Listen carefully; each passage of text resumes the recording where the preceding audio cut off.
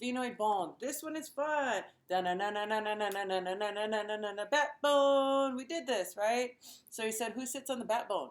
Batman. Who is the backbone? Sphenoid. Let's see what it actually looks like. And Batman, who is the pituitary gland, sits in a saddle. What's the name of the saddle? Sella turcica. It refers to a Turkish saddle. Wings. You know what? Let's do a drawing at the same time that we're going to look at the bat.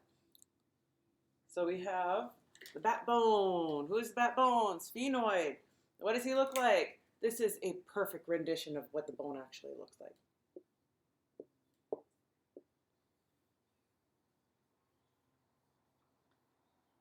Yes, that looks like that. Oh, you know, I don't know why.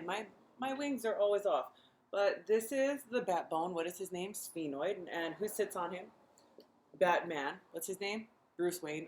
Sorry. It is pituitary gland, who is also known as the master gland. So this is the sphenoid.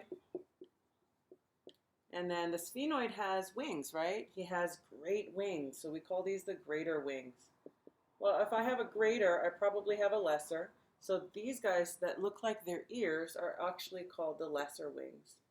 And then what are these? These are legs. So I like to remember the legs. And like a pterodactyl, right? A pterodactyl is a dinosaur that flies. We call these the pterygoid plates.